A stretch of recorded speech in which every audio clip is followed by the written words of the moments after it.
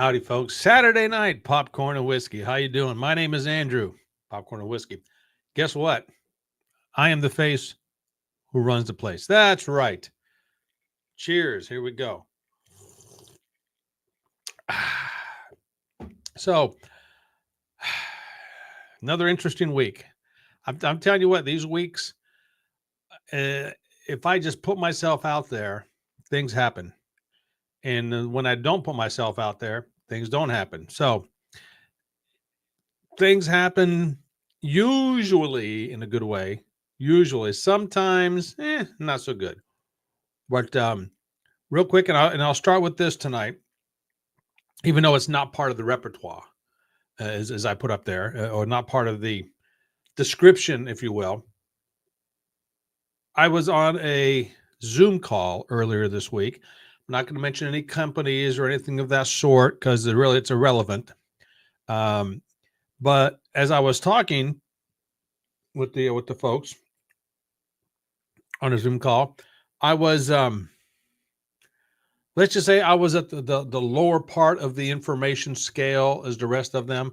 Not that that's good or bad or indifferent, or good or bad, it's just indifferent because this is my first time on this particular Zoom call for this particular company, and everybody else was ahead of me information wise, knowledge wise, about the subject, and the people on there already knew one another, and it wasn't like that they were outcasting me or anything like that, and nothing of the sort. It was very cordial, very welcoming, very polite.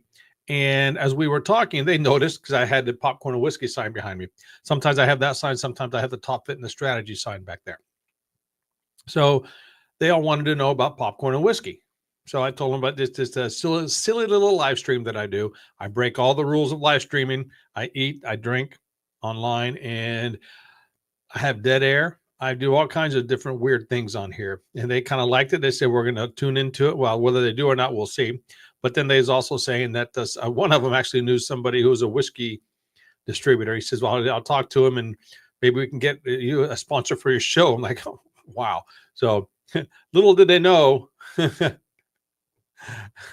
the stuff I consume is usually not store-bought, but we'll just leave it at that. So, all right, tonight we are triple casting. Facebook. What else? YouTube and Twitch. Yeah, and I didn't set up the Rumble stream. I should have, but I didn't. And the platform I am using is StreamYard. And if you want to use StreamYard, let me know. I will give you an official affiliate link for StreamYard, and we will hopefully be able to go from there and give you more information about StreamYard from there. But and if you go there, yeah, keep in mind, if you use my affiliate link, I will get some sort of compensation if you do decide to join and become get a paid plan from StreamYard. And if you do, great. If you don't, great. They also have they used to, I don't know if they still do or not because I haven't checked it out for a while. They used to have a free plan, if you will, so you can do live streams. And with the free plan, right up here, it usually has the StreamYard logo on there. But honestly, it's not that big of a deal. The difference at the time when I got the free plan, the difference is I was only able to stream to one platform at a time, which was fine because a lot of the times I was recording anyway. Very seldom did I go live, not like I do now. And most of the time live, at that time, a lot of people were not going live. There is a program or a company called B.Live or BeLive.live or something like that. I have to go back to my notes. I was one of the originals on that one, the first one on that one. And I'm not saying that in a bragging way because, of the billions of people on the planet, I was in the thousands. So I was one of the first ones to do it. And I don't know anything about the platform, so don't ask me a whole lot about it because I don't. I just was surfing one night and I saw this platform come up like this live stream. That's exactly what I've been wanting to do. So I tried it out a couple of times, and it worked pretty good. Now, since then, all kinds of other platforms have joined. just like this one, just like StreamYard. And also Facebook has its own live streaming platform. You can live stream from there. I am not too familiar with their studio. So I don't usually use the Facebook studio. Rumble, from everything I'm seeing has a great studio to do live streams from, but it is a learning curve as well. And for the time being, I'm on a grandfathered in plan with StreamYard, so it's not costing me much at all. So I'm sticking with it because I'm used to it and I can maneuver it. And they are adding stuff, so it's okay. All right. But if you do get into live streaming, let me know. Hey, speaking of that, tonight I have a one light setup tonight. Got a light over here. I do not have this light over here. So if I had this light on over here, it would look like that, but I don't. So I'm having more of the ambiance coming on with us tonight. Okay. And yes, to keep with the brand, keep with tradition, I do have my bowl of popcorn here, as you can see. Yum, yum, yum. This is the Walmart brand. I think they call it Great Value brand of popcorn, which is fine. I don't have an issue with it. Usually I do 2 bags, but tonight I'm only doing 1. Why? Because I've been eating junk all day. Matter of fact, and I'll be honest, and I'll be on the platform here, being transparent, my diet has gone to hell. Last couple of weeks, it's gone to hell. And I have nobody to blame but myself for it. So I'll drink to that. Okay. Yeah. You know what? I'm wondering if I'm actually talking on here. And I say that because I haven't heard myself. So let me just make sure that I am, if I can hear myself. Yeah. Okay. So yeah, so I am on. The audio is coming through on this. That's good. Check. 1, 2, 3.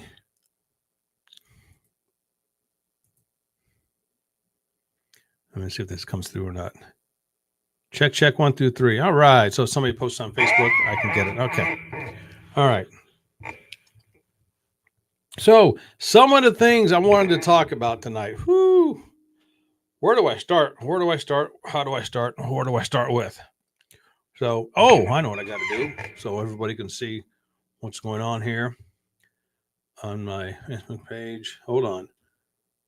At followers at highlight. Boom. Okay. Now we'll see who's all going to join me or not. Last week, I had a couple of joiners. It was fun. I had, that's still squeaking. I say that every week. I'm going to take care of that, and I never do. Hold on a second. Let me do this. Okay. So, yeah, last week I tried out a new system, new to me, that is. I mean, I'm sure a lot of people have done this with Google Voice. Now, in the past, I was able to use Google Voice.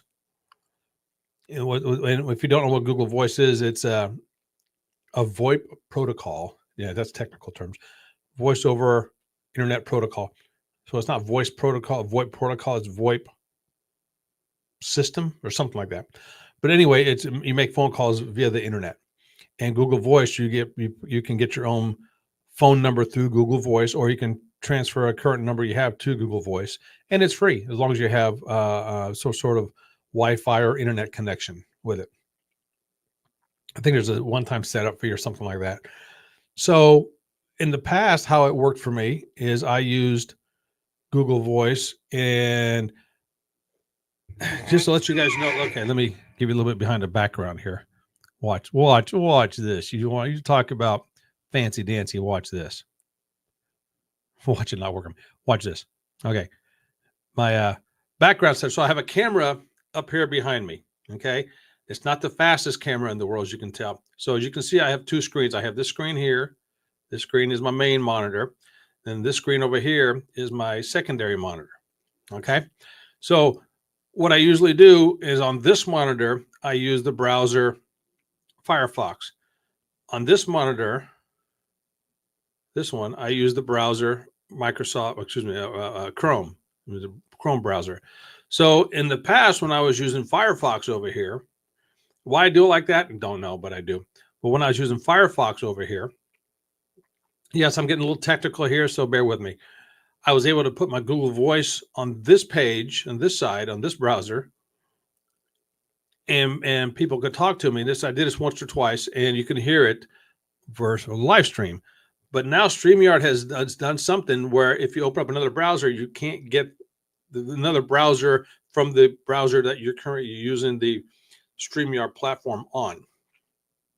If you're doing that, you're not able to get the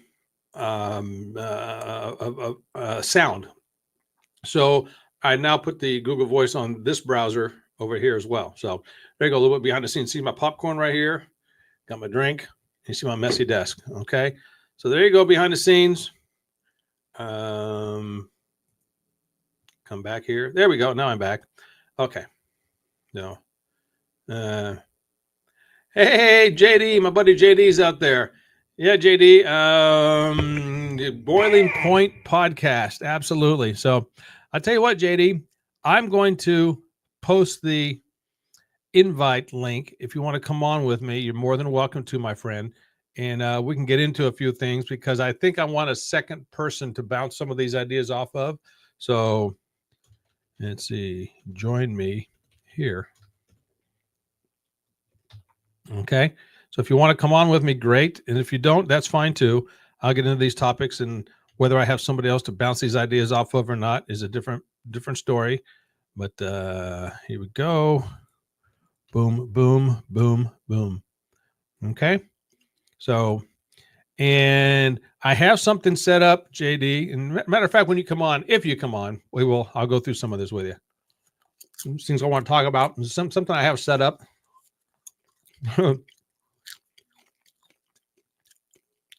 All right, let's see here. Mayhem Media, greetings from Mayhem Media, which is JD again. I'll join you in a few homes. All right, give me a few minutes. Absolutely. And those who are on here or who have not heard,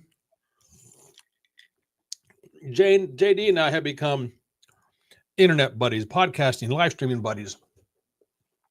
We have a lot of similar interests, and it's fun bouncing ideas off of each other. Him and I, he invited me onto his podcast a few weeks ago, and we talked about a show called The Shield, a television show, which was one of the best shows ever.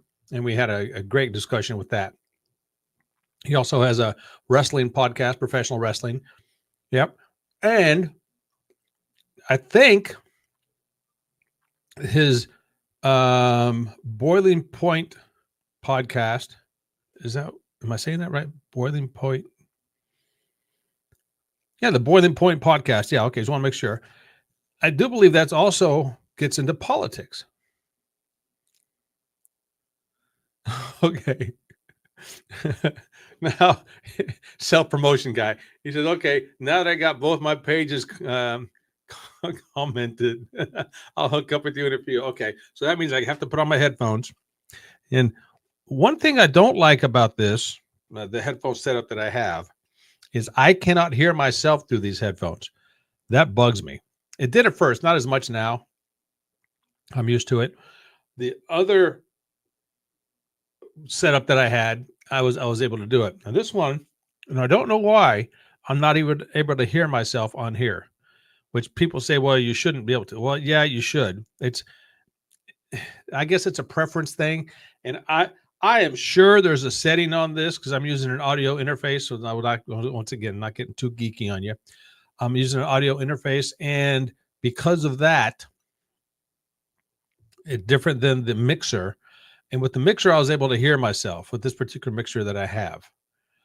And this one, I do not. I think it's because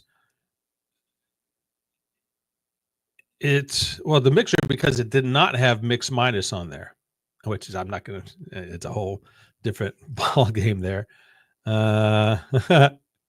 Jonathan, JD, not self-promotion. It's to draw more people to your live stream, brother. Hey, you can do self-promotion all you want. I'm cool with it. If I didn't like you, I wouldn't let you do it, or I wouldn't even bring it up. So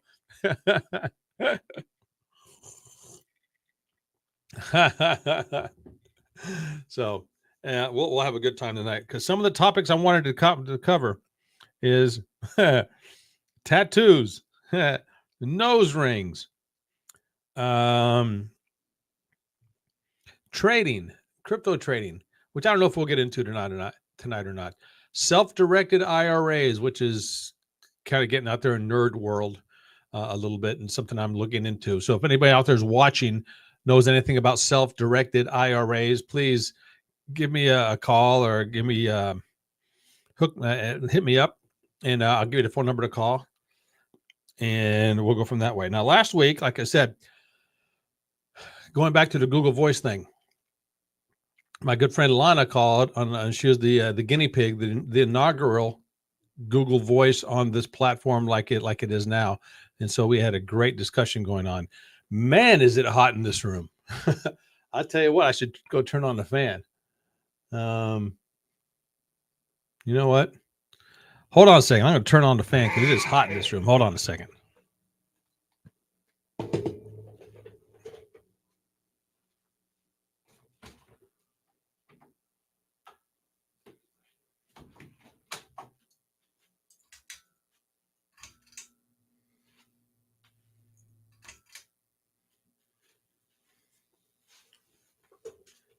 Did I just lose everybody?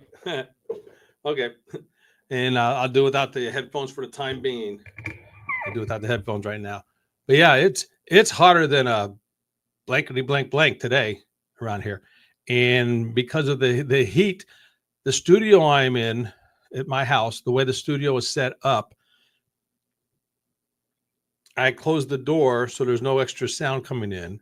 I'm in a 20 by 12 foot area, and the vents I have for the heat and the AC, I have them blocked off because of this thingy behind me and because of my sound booth over there. So once I have all that blocked off, it's hard to get the proper ventilation in this room. In the spring and the fall, it's fine, but in dead of winter, it is freaking freezing in here. As you can tell by, if you watch some of the podcasts over the winter, I was wearing a coat and I had a space heater under the desk. But in the summer, the flip side, when it's like this, the brutally hot outside, it stays brutally hot in here. It's just not brutally hot. It's just stuffy. It's stuffy, and that's just the way it goes. It's part of the deal, my friends. Now, when I'm doing voiceover work over there, which you can't see from over here, I have a sound booth that I use. It's not soundproof; it's sound deadening. I call it a hobo fort. There's basically a PVC pipe and shipping blankets, and I have it.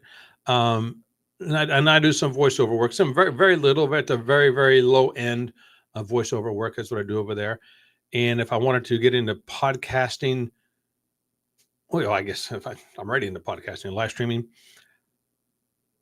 on a more, I don't want to say a more serious note, sound quality wise, it sounds better in there. Honestly, it does. And I'm not going to get into reasons why. Now, that being said, I'll match my sound quality here against almost anybody in the business. And I'll be on the upper echelons of it. And again, that's not a bragging thing. It's because trial and error for years of trying to figure this stuff out. And just because of the acoustics in the room. Now, can I get better acoustics? Yeah, if I do a few things. But, oh well. So, all right. So I was going to get into the trading. So before Jonathan comes on, here's something I want to show you guys. I'm doing this crypto trading thing. And it's pretty cool because, wait a second here. Share screen. Window.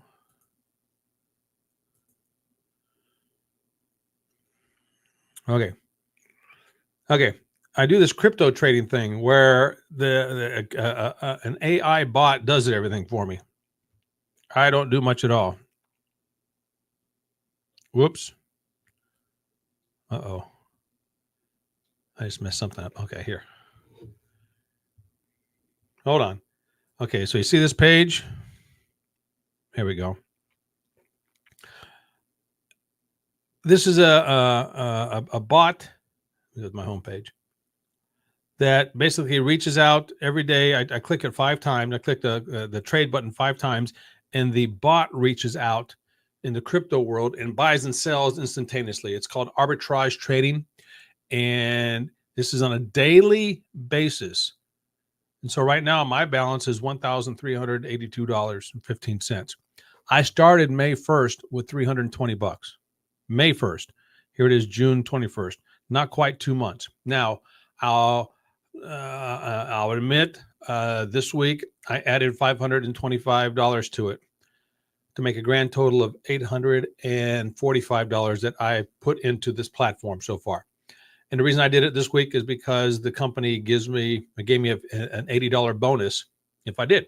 Now, the cool thing about this is when I do the trading, it trades on a daily basis and it compounds every day. So, for instance, I shouldn't say everyone, most people are familiar with a savings account. You put something in a savings account, and at the end of the year, whatever the savings account pays, which is very little, you get that profit. So, for instance, let's say you put $1,000 in a savings account, and it's at 1% interest. Well, guess what? After a year, you'll have $10, right? $1,010 in there if you do nothing else. And the next year, you're going to have 1,021 and some change, something like that, after 2 years. So every year, the interest accumulates on itself, right? What if you can do that on a daily basis? So what if you had $1,000 and tomorrow you had $1,010? Then you can trade, and then the next day you have 1,020 and some odd dollars and something of that sort. So that's compounding interest on a daily basis, every yearly basis. So that's what this program does. It compounds on a daily basis. So the more you trade, you're limited to 5 times a day. The more interest you're going to recalculate on a daily basis. If you understand compounding interest, you'll be amazed at that. If you don't worry about it. Okay? So that's what it's all about. If you are interested in that, go to andrewpoletto.com/trade. Fill out what needs to be filled out, and then come over here where it says voucher right here. You can claim a $250 voucher. I'm going to give it to you for 3 days. 3 days. You'll get it for 3 days to see how the platform works, and you can trade with it. So claim the voucher, and then where it says trade, come over here. It says trade. Come over here, and there's a trade button right there. You just start clicking that. You click it, let it do its thing, till it comes back up again, and click it again. Do that 5 times just to understand it. Now, at the end of that 3 days, that 250 is going to come back to the company, not to me. It goes to the company, but the profits stay in your account. All right. Are you going to make a whole lot? No. You might make by the end of that 3 days, you might make $6-7, something like that. It's all cryptocurrency. So USTD, whatever it's called. But there's ways to convert it and blah, blah, blah. All right. So I'm not going to get into it, but that's basically how it works. andrewpoletto.com/trade. Get the voucher. Do that. Okay. Get it. Got it. Good. All right. Remove. Put me back over here. Boom. All right. There we go. All right. So that's trading. Now, while we're talking about it, the self-directed IRA, I'm looking over here to see if my raccoon is out yet. That raccoon's going to be rehomed. Once I catch him, he's going to be rehomed. We'll just leave it like that. Looking around. I live out in the middle of nowhere, folks. That's why. Okay. Okay. Self-directed IRA is nothing more than an IRA that you control, but there's very strict rules on how you can do it. And once you get a self-directed IRA, you can accumulate wealth within the IRA by more than just trading stocks. I know I'm giving that. This is on the 100,000-foot view looking down, basically is what it is. Okay. So then because of that, you control quite a bit of how you can do it. You can buy and sell real estate within it. You can buy and sell crypto. You can accumulate different things within there. There are certain rules and guidelines you have to follow that are very strict to get it set up. And there's also a few things you cannot do. I'm still getting it all. I'm by far not an expert. So if this was self-directed IRA, I'm just one little dot in the corner of it of understanding what it is all about. So keep that in mind. So that's why I'm asking if there's anybody out there that understands self-directed IRAs and you're watching this, give me a call. We'll chit chat about it. Okay. Okay. So that being said, I guess I can turn the crypto thing down. Okay. Something. Do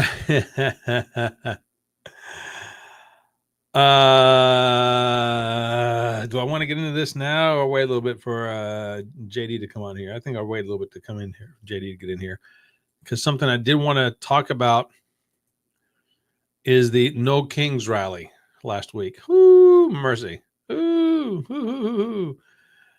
The No Kings rally was, hold on.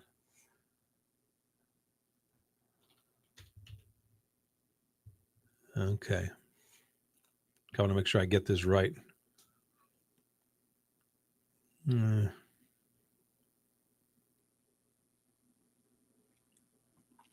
Wow, breaking. President Trump tells Fox the U.S. completely obliterated Iran's Fort Dow nuclear facility with 6 bunker buster drops from B-2 bombers rather than just 2. All right. Way to go, President Trump. I think that's great. All right, here. Let me get to something here about this No Kings rally. And I know I'll piss some people out if they're actually watching me. All right, hold on a second, because my buddy posted this. I want to make sure I get it right because I thought it was brilliant. And I want to make sure it's right as I'm going through here. Okay. It was just funny to me how people were saying no kings, but we don't have kings. Huh? Yeah, we don't have kings. So how are we able to protest about that? Okay, I know I'm being real. Hold on a second. If I come over here. Okay, maybe I don't have it here anymore. I thought I saved it, but apparently I don't. It was a funny meme, or I guess a informative meme. And if I don't see it here in the next couple seconds, I'm going to stop it. But if you're into this no kings thing, it just baffles me because, okay, what are you protesting? Please tell me what you're protesting. If you want to come on and let's talk about it, we'll talk about it. And okay, apparently it wasn't on here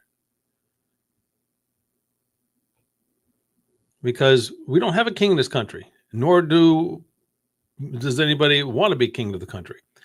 So you're protesting the place that we have elected officers, but you're protesting that you don't want. Here we go. Okay. So, okay, here we go.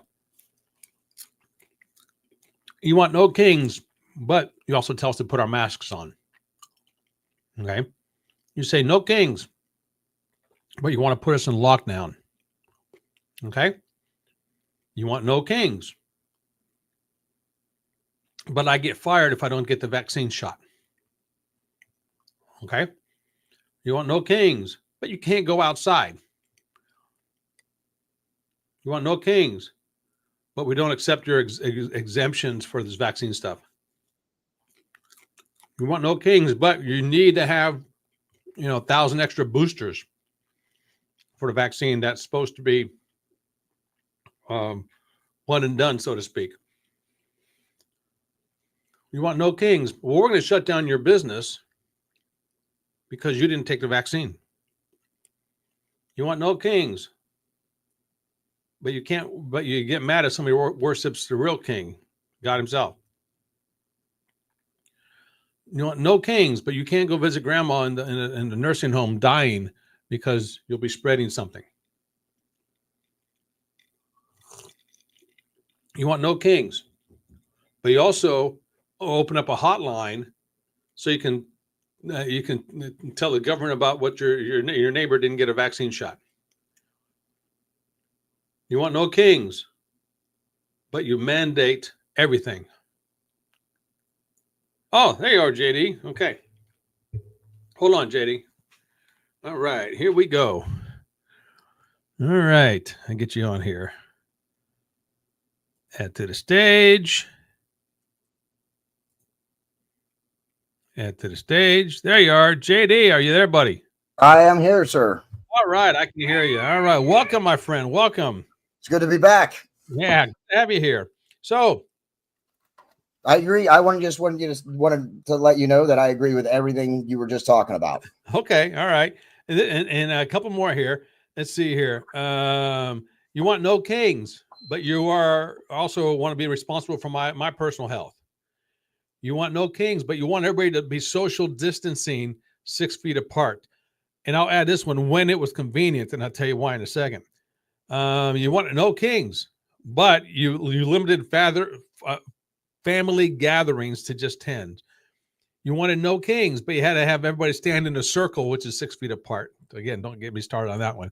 So here's the 6 feet apart thing. And it actually happened to me. I have been a school teacher since before the pandemic. Different classes. I'm not going to get into the classes I was teaching, but the class at that time, the classroom that I had at that time was extremely small. It was more or less a broom closet turned into a classroom. It didn't have a whole lot of desks or chairs in there. They stuffed so many kids in that particular class. I literally had kids sitting on the floor because the school didn't have any more desks for that class, which still baffles me to this point. It was impossible for us to be 6 feet apart. So I had 17 kids in a class that should only had, if you want to be 6 feet apart, 4. I figured out one day, 4, maybe 5, if you configure the room a certain way. So the 6 feet apart was only when it was convenient. So when those kind of things. So that's what was going on with with that one. So did you get wrapped up in the whole that stuff as well, JD? Oh yeah, I absolutely. And I agree. Every point you just made, I completely agree with. Yeah. And I'm excited to tell everybody, all the protesters for the No Kings protest, congratulations, you have finally put on a protest that was successful. America remains without a king. That's so great. congratulations to you on a successful protest. We still have no king. I don't know that there was a danger of it, but they were successful. We don't have one still. That's right. That's right. Hey, I have no problem with people protesting. Hey, protest, knock your socks off, go do what you're going to do, but don't hinder me from doing what I need to do. Don't get in my way from doing it. And don't be violent. Don't be rude. Don't be mean. Don't be a litter bug. Clean up after yourself. Be a respectful human being with this stuff. And I don't know about you, but my mom taught me at like age 3 or 4 to, not plan traffic. Yeah, absolutely. So, I say if you're going to play in traffic, if you're going to stop traffic from moving, be prepared to suffer the consequences. Absolutely. I have zero sympathy for you if you block the road. Zero. Yeah, you can't. Zero. Absolutely. You stand out there on the road with cars coming, you're going to get hit. That's, it's not on them to stop. I mean, of course they should stop, but if you're out there like actively stopping people, you're going to find somebody who is not just going to let you stop them. I saw one video of this dumbass lady jumped in front of a truck and put herself on the hood of the truck, backing up as the truck was going forward, and then started screaming that you're going to run over me. Stop. You're going to run over me. Yeah. No, you dumbass. You were the one in the way.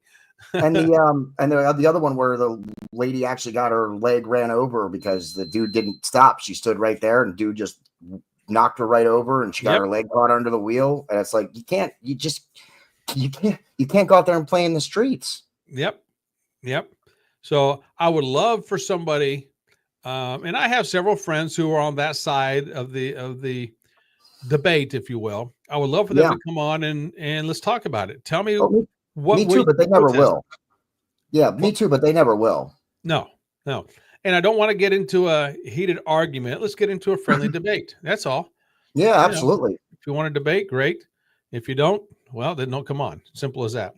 All right. Yeah. So you and I'm sure we can talk politics and we'll get back into it. But there's a couple of things that I wanted to talk about tonight. And I'm glad I have somebody here. I'm gonna bounce these ideas off of you. Yeah, especially I have tattoos, so that's perfect. Oh, well, there you go. Tattoos. All right. First of all, I want to make sure I say this. I got nothing against tattoos. If you want to put tattoos on your body, more power to you. Great. I have no problem with it. I tell kids all the time, whether they're students that I've had or just younger folks or whatever, if you're going to get tattoos that are visible, when you don't, and you can't cover them up, so to speak, with clothes. For instance, like on your hand, on your neck, on your forehead, or something like that. Yeah. If you're going to get tattoos in those areas, don't get mad when people don't take you seriously. Yeah, and depending on what you get tattooed on your body, certainly I think matters just as much. Yes. So, yeah, I agree. I have 3 tattoos. I have one of them is on my forearm, so it is visible. That's the one. It's a Celtic designed cross. Okay. So that's the only one that's visible on my forearm. Everything else is covered up with sleeves. I have a scorpion. I have a scorpion tattoo on my left shoulder because I was a fan. We know we've talked about this before. Sting's my favorite wrestler. Yeah. Yep. And I've always kind of embodied him. So I wanted to get a scorpion tattoo because I've always carried the moniker the Stinger. Mm-hmm. And then my other tattoo is a Dale Earnhardt memorial tattoo that I did not get it until after he had passed. Okay. Now, let me ask you this. Let's say you went in someplace for an interview for some company. Are these tattoos visible if you go into it for an interview, if you're wearing nice clothes or something of that sort? I hate long sleeves, so the one on my forearm is almost always visible. But if I wore long sleeves, no, you wouldn't see it. Okay. All right. Fair enough. So, and that's exactly what I tell the students, the younger kids especially. If you decide to get tattoos on your hand, on your neck, on your face, or what have you, that's fine. But a reputable company probably will not hire you, and not for the reasons you think. It's not because they're against tattoos. Yeah. But it's because, and I go to my grave saying this because I wholeheartedly believe it. If you're going to work for instance, my company, and my company, and you're going to represent my company somewhere, so doing something.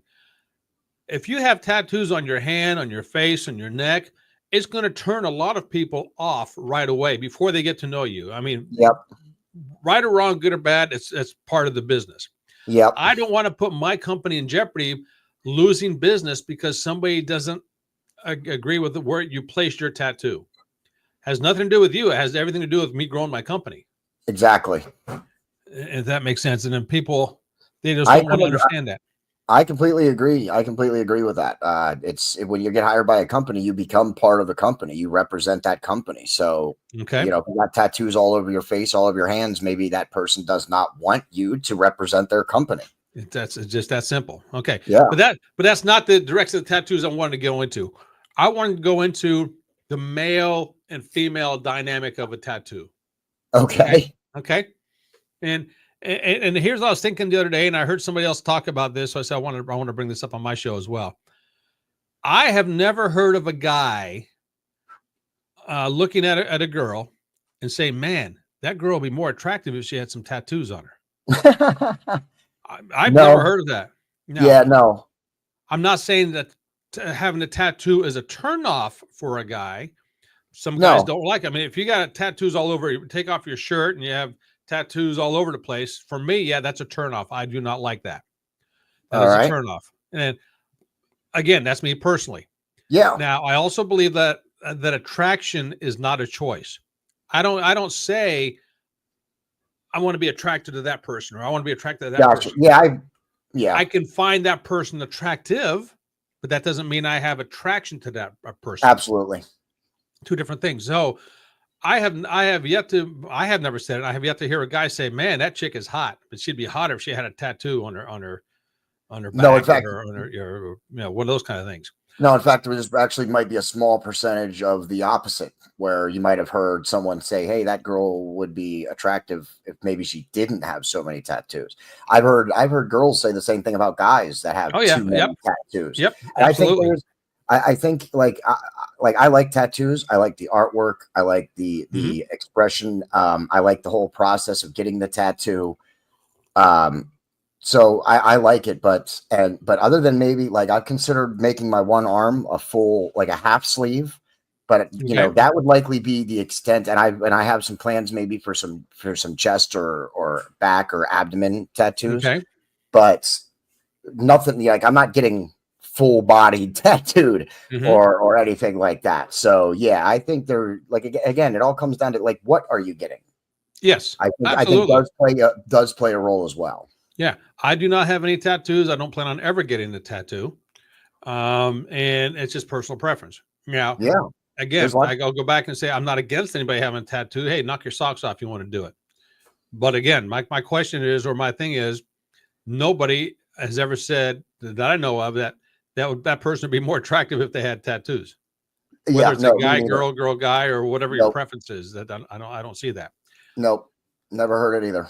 That being said, something else that is just baffles me, and JD, I think you're younger than me. I'm in my 50s. You're younger than me, aren't you? Quite a Yes, bit. I am. I might be a little bit younger than you. Yes, Okay, like a depending decade or on so.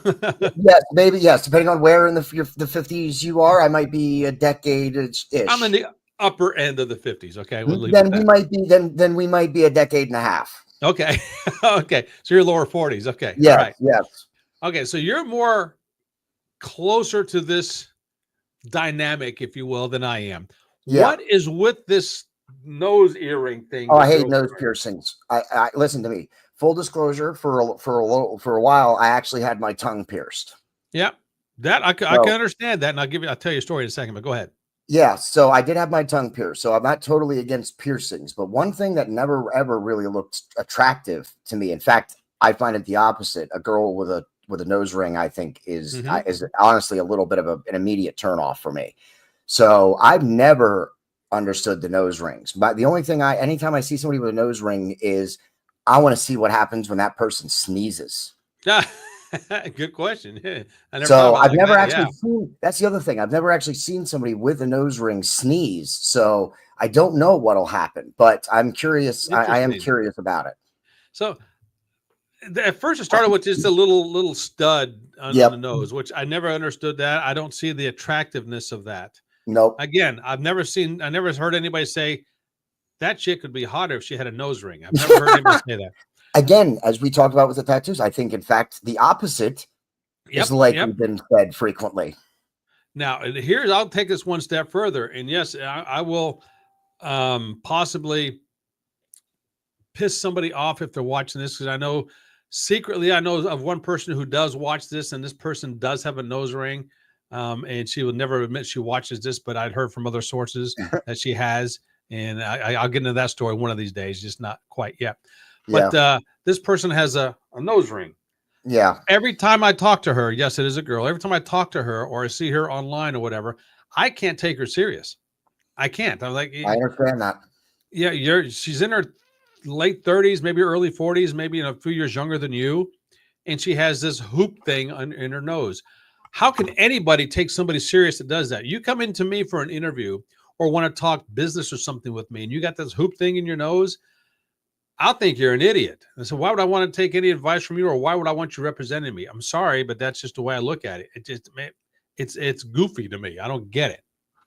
No, me neither. I'm not a fan of any of the nose rings, whether it's the one that makes you look like you're a bull that's about to be branded, or the just the stud sticking out of your nostril. I Yep. don't get it. I'm also not really a big fan of lip rings. I don't get that either. No lip rings. No, any kind of piercings on your face, I don't get. The eyebrow, I don't get that at all. I considered getting my eyebrow pierced, but then I heard some bad stories where if they mess it up, you can really mess up your face. So I was like, yeah, we'll pass. Okay. All right. Why did you get a tongue piercing? I really don't know. I wanted to get. I was never a piercing guy. I don't like my ears pierced. Definitely not a nose piercing or anything like that, or a lip piercing thing. But at the time, the phase I was going through, the tongue ring kind of fit the image that I was projecting. Okay. All right. I was a Hot Topic shopper, if that reveals anything to you. Gotcha. But I just based myself heavily on that one. You are the first person that would say that you honestly don't know why you got it. It was just part of the image you were trying to portray. Okay. Yeah. Other people tell me because it's part of my personality, because it's what I like, or something like that. Well, you don't know if you like a tongue piercing until you get it. So don't tell me that's what I liked. No, you don't know. You don't know until you get it. No, and I can tell you once I got done once, and that was cool. It was cool to have that done. It was a great experience. I'm never getting it done again. That was, dude, the clamp, when they clamp your tongue, that's by far the worst part. I don't care about the needle. That was insignificant compared to them clamping my tongue to hold it so that they could put the piercing through. Oh my God. I guess I never thought about how they did it, but they had to clamp their tongue. Yes, they have to. And no, this is no bullshit. This is a clamp that you get right out of the damn hardware store. It's a clamp. They clamp your tongue and pull it so that they can pierce your tongue. And that was by far the needle insignificant. Really? Compared to the clamp. Did your tongue swell up at all? Oh, big time. Yeah. Oh, yeah. Okay. And I really couldn't eat solid foods for about 3 days. Wow. I had anything, or if it had to be like noodles, kind of chew twice, swallow. I would never understand that feeling if I didn't. I bit through my tongue once. I'm at the gym chomping on bubble gum while I've been working out, and and I'm trying to lift something, and I remember it just went and it bit through my tongue. Blood started pouring out of my mouth. I had to go to the water machine, whatever it's called, water fountain. Yep. There was blood poured out of my mouth, and my tongue swelled up. And my God, I couldn't swallow. It hurt to swallow, to chew. Wow, did it hurt for several days? Yeah, I mean, it wasn't a little pierce, a little needle. I mean, I literally bit through. I had a piece of chunk of tongue hanging out. Yeah.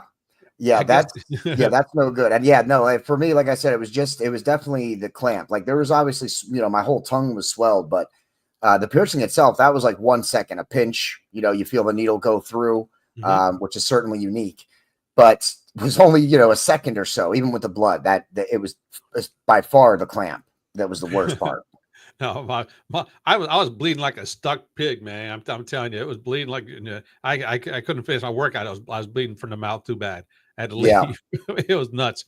So fast forward from my biting my tongue about 20 years. I moved to Florida. I guess it's about more than 10 years.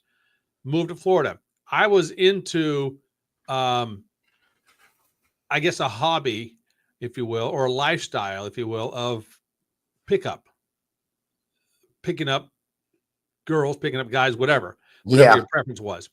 There is a whole, what I call a subculture designed to understand the whole art of pickup. Not dating, it's just the art of pickup. Okay? Yeah. A whole subculture, a whole language, a whole different language. It is fascinating to me. So, and I'm on the older side of studying this craft, so to speak. Yeah.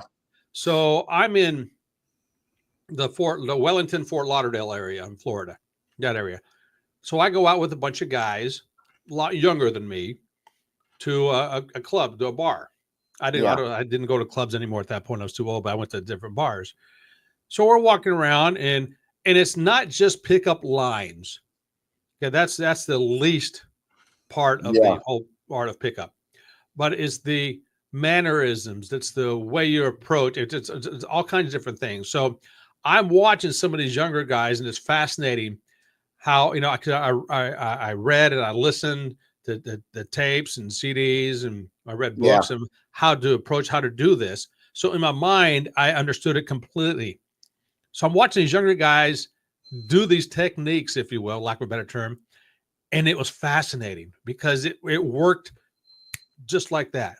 I mean, they would pick up somebody and walk out with them. I mean, it was wild how this stuff worked. Yeah. And it's more of the um, social dynamics, if you will, of human interaction is what it boiled down to. Yeah. And so I walked up to this girl, I started talking to her, and she had a tongue ring. Yeah. And I'm looking at her. I said, "Why'd you get that tongue ring?" She looked at me with that smile. I said, "Yeah, for sexual favors, right?" She Yeah. goes, "Well, I don't want to come out and say that." And I said, "Well, that's exactly what it's for. Yeah. And don't tell me." And she got all red in the face. And so we're talking a little more. I said, "You know," and she says, "Don't you have any tattoos or piercings?" I said, "No." I said, "I don't." I said, "I don't ever think I've even kissed a girl who's had a tongue ring." She goes, "Well, let's change that." And she laid a Right. lip lock on me. I felt like we were kissing for like 10, 20 minutes, but I'm sure it Yeah. was only, 10, Yeah. 30 seconds at the most. Yeah. And she says, "How was that?" I said, "That was great. That was Yeah. real great."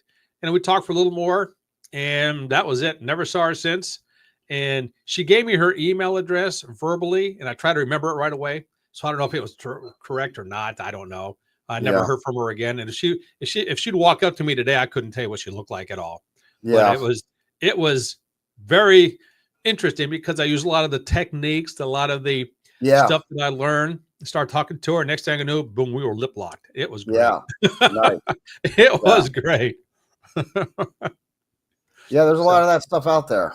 oh yeah, like I said, there's a whole subculture of the art of pickup out Yeah. there, and well, I could talk about that all night as well. It's interesting. But no, with the tattoos and the nose rings, everything else, the tongue piercings, I guess that's not a fad anymore. I No. I hardly Yeah. saw any. I hardly see any people with that anymore. Yeah. It used to be the main thing. Yeah. It seems, I mean, just like, tattoos aren't even as popular as they were. Everything kind of goes in a cycle. See, I think just the opposite. You think? Oh, especially with the younger kids. Like I said, I've been teaching at a high school for the last several years, and every year more and more and more and more and more kids get tattoos Hmm.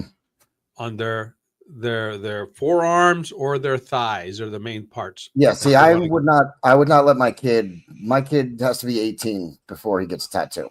No, a lot of these kids were 16, Yeah. That's 16 plus. ridiculous. Yeah. So, and I could never understand it. Now, I don't have tattoos, so I can't speak from that point of view. And Yeah. But listen, my mom was excited when I got my tattoo, but if I'd got it before I was 18, she probably would have threw me through a wall. Good for mom. Good for mom. See, and what I don't understand about tattoos, a lot of these bodybuilder guys, especially, they have arms out to here. They Yeah. have the chain link fence or The whatever, barbed wire and fence. stuff. Yeah. What happens when they lose their muscle? Does it like sag? I don't understand what happens with the tattoo at that point. That's what most tattoos do. They're on the skin. So if they start sagging, if your skin starts sagging, it usually begins affecting the way the tattoo looks. That's why also placement is important. You get these people with the face tattoos, and when they're 65 and their face is not as crisp and clean as it once was, it's going to look far worse than it does even when it did when they were in their prime. Yep. What about the tramp stamps? Right, the chicks that have the tattoos right above their ass. Yep. Right above their butt crack. That's you were talking about the differences between men and women and piercings and stuff. That's also something I'm not really familiar with too many guys that get the tattoo right on their lower back like that. That's definitely a female thing. Yeah. Now I don't have a preference. I don't have a preference on it. I think I don't know. It's typical when you get something that's typical, like the barbed wire on your bicep. Like that's so old. Like there are literally probably 2,500 people that have the barbed wire or the 2,500 women that have the tramp stamp of whatever. Like, get, be original, get it someplace else. Yeah. What about, and since you've had piercings, maybe you can help me understand this one. I have seen ladies, instead of the tramp stamp, or in addition to the tramp stamp, they have two little stud, I guess, earrings sticking out of their skin right above their. That I don't, yeah, that I honestly don't know. I have no idea what the heck that is. And I think it's absolutely the most ridiculous thing I've ever seen. Well, and I agree with you on that one, but here's what baffles me. How does it stay in?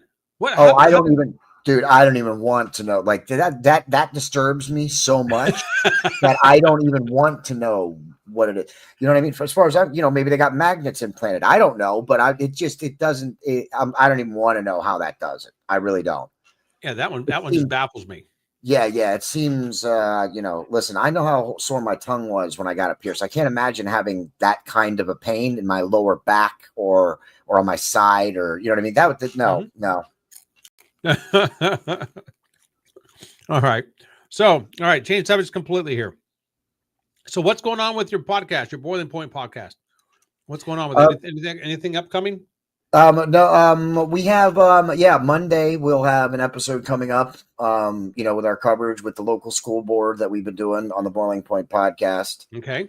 And, now in fact, I'm going to have to check my calendar, but with that podcast, do you stick with usually local politics? No, when I first started, it was definitely more national, and stuff like that. It was just I reached out to someone. I saw a post on Facebook. Someone who was a Facebook friend. We were Facebook friends, but I didn't actually know her. She was just a friend of a friend, and we ended up Facebook friends. But she was running for school board for local office, and I was like, "Oh, I got a show that does politics. Let's have her on." I never thought about trying to get someone local on the show. That might work better. And I got her on the show, and since then she's kind of she didn't win the race, but since then she kind of joined the team, and we've been covering the West Shore School District, and we've also expanded into another school district, just, covering the school board meetings, the policies, and things that are happening. We've been doing that for a while now, and we haven't really done as much national coverage. I'd like to start doing some more national episodes again, but, there are only so many hours in a day. It's understandable. Yeah. Okay. Yeah. I mean, I would like to do some national coverage, but right now we're actually making a difference at the local level. That's the biggest thing. If we weren't influencing the conversation and actually affecting real change, then I probably would have switched back over to the national coverage. But we're actually making an impact locally. So I was like, well, this is clearly where I should be right now, is because I'm actually making an impact. We're actually doing something here. Do you have any local politicians on your show? Do you like to interview them or anything? Just school board level is the highest that I've had. I have reached out to the governor of Pennsylvania. There was actually a fire at the mansion, and I wanted to have him on to talk about, to not even talk about politics, just to talk about the fire at the mansion. But I did not get a response. So I'm going to keep trying with that, but we haven't gotten a response from them yet. So just school board and people running for school board is as far as we've gone up. What about like congressmen or what's the congressmen or the senators? Yeah. I mean, we haven't tried to reach out necessarily to any of them, just the governor at this point.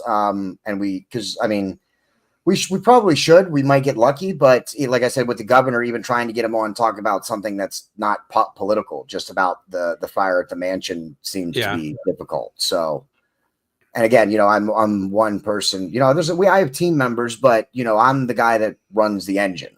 Right. And then so, in your Mayhem Media podcast, that is everything but politics, right? Yeah, that's just entertainment. When you're done with politics and all the bullshit that happens in the world, then you turn on Mayhem Media when you want to be entertained. Okay, so what do you got going on with that one? Actually, also Monday is a busy day. I'm going to have to check my calendar and maybe reschedule some stuff. But Monday, regardless, because we're going to do a live episode, and this is already planned, we're doing the Transformers episode. The movie Transformers.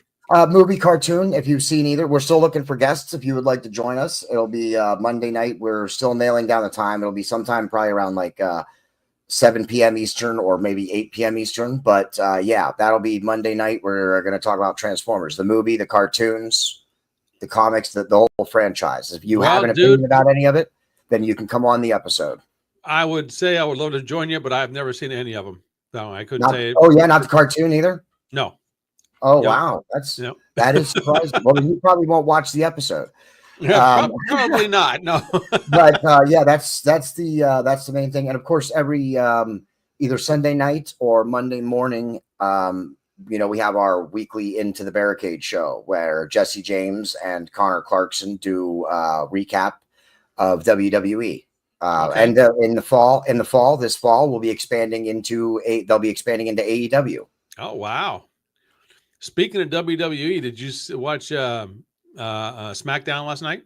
I do not really watch WWE. When the company is doing a watch along, I'll do the watch alongs for the pay-per-views, but there's a reason that I'm not on the prediction shows and why I don't do any guest spots on the prediction show or on Into the Barricade. You're not going to see me on the prediction show likely, and until we start covering AEW, you won't see me on Into the Barricade likely. Okay. Is it fair for me to ask why? Oh yeah, of course. Okay. I've never been a fan of what they put on. I like the WCW style, the AEW style. I like while AEW is not a perfect company by any means, the one thing I will say WWE does do well is long-term storytelling. They really do a good job at telling a complete story, at least more recently.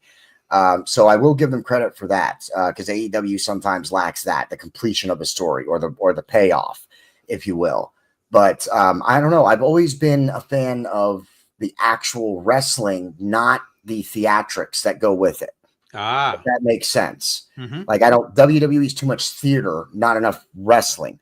Even the matches themselves, to me, there's always every match goes outside the ring. You're always going to see more people throwing fists than you're actually going to see wrestling moves. I've never really been a fan of the WWE product itself. Not that I hate it. Please don't get me wrong, because I'm not one of those tribalists. All right. Okay. I'm not like an AEW guy and I hate WWE and I want them to close. No, nothing like that. I think, competition breeds success.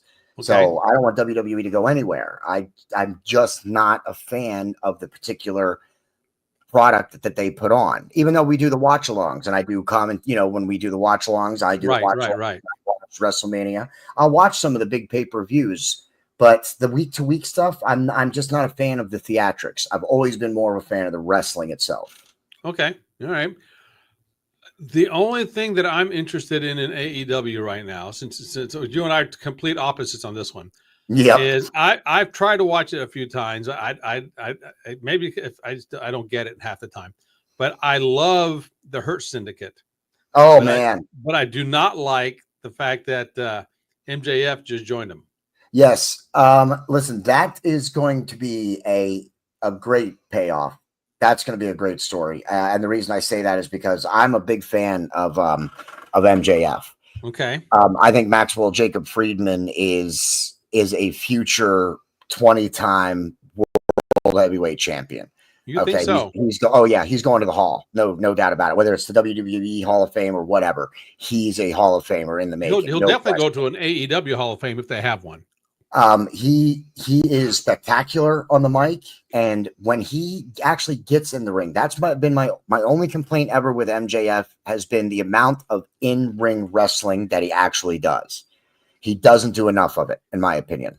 So the best run that I think he had in the ring was with Adam Cole when they did their tag team, and his heavyweight title run was good. He put on some great matches, but there was always, they were always weeks in between those matches. So that's my only complaint with MJF. I'd like to see him in the ring and wrestle more. But in terms of storytelling and character, he's probably the best AEW has right now is MJF. Without a doubt. So I think the payoff with the Hurt Syndicate is just going to be amazing. I really do. I mean, if it doesn't, it's of course it's going to end with MJF either causing the Hurt Syndicate to split or to have problems.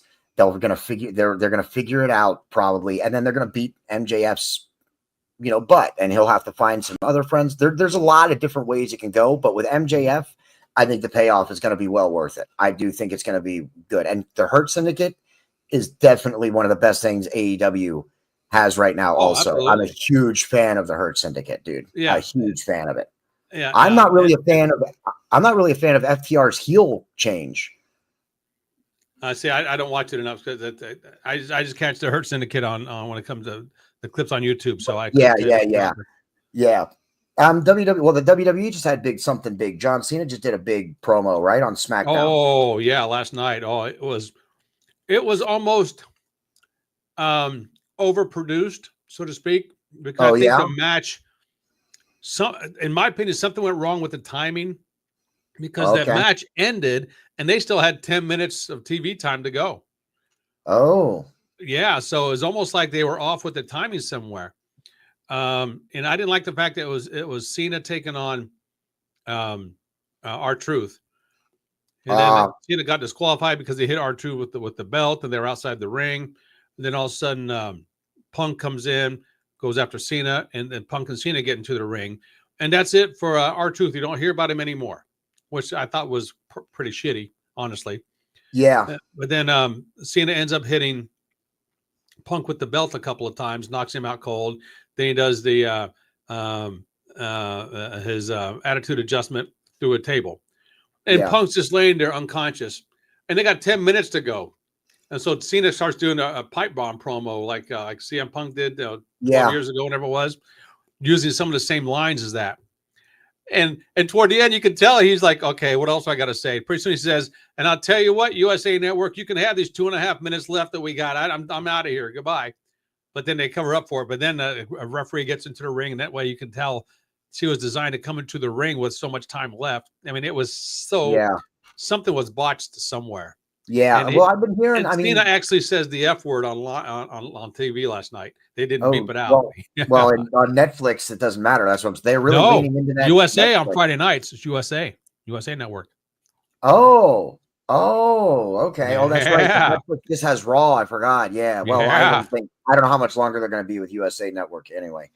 The problem what I've been hearing about Raw on Netflix and stuff is that they're not having enough matches. Like they're doing a 2.5, 3 hour show, but they're only getting in I heard the count on one of them was only like 5 matches for like a 2.5 hour show. Yeah, they don't have a whole lot of matches. They got a lot of drama, a lot of storytelling. See, there you go. That's the thing that I'm all for some storytelling, but come on, dude, 2.5 hours. I mean, a lot of people tune in to see wrestling. That's what I'm saying though. That's what I tune in for. So I'm definitely it's highly unlikely I'm turning into a 2.5 hour show for 5 matches. I understand. See, I'm just the opposite because I watch a lot of the replay the next day on Netflix because they cut out a lot of the commercials first of all. Yeah. And I'm able to fast forward. So when they have a lot of matches going on, I fast forward through some of the matches, just the meat of the matches to get to the end, especially matches I don't care about. Yeah. See, that's the other thing. AEW does do a lot of what you might call throwaway matches where they may not mean anything, but I like those. You can make some of them banger matches. That's one thing WCW always did. And AEW does it well too. They pair people up and put people in the ring that you don't ordinarily see together sometimes. That makes sense. And that makes for some unique and good matches too. I think what turns a lot of people off from AEW, and this is for the fact that all these years through WWE and WWF, WWE, WCW at the time, all their pay-per-views were 2.5 to 3 hours, almost to the dot on 3 hours. AEW is now having 4, 5, 6 hour pay-per-view matches or premium live event matches. Like, holy moly, guys, really? How can you sit through that long to watch all that stuff? Yeah. The last one I saw was the one where Sting retired. That was a good one. And I don't know.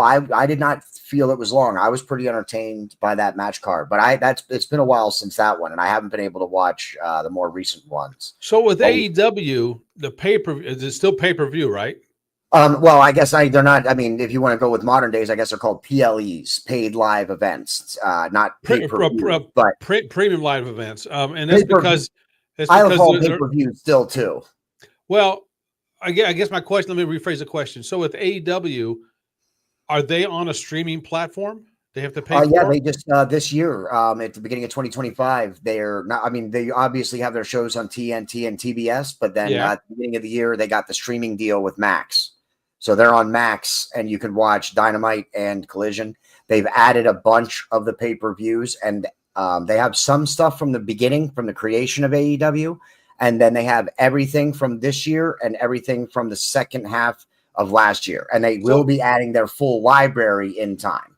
So when they have their live pay-per-views or premium live events, are they on Max as well, or do you have to catch I a believe replay? the deal. I believe the deal is that they. I think I don't know if it's actually happened yet, if they've implemented it yet, but I believe the deal is going to be that they will be offered on Max, but there will be like maybe a $5 or a $10 charge for the pay-per-views. Oh wow, that's interesting. Okay. Because you have to pay for a Max membership. Right. So, Yeah. so having a paper, a lot of people are like, well, we don't, we don't like, I don't know if I might be willing to pay like 10 or maybe 15, but I would certainly not pay $50 or $60 to watch an AEW thing to Max while I'm also paying them their monthly membership. Right. I would not do that. Yeah, I wouldn't either.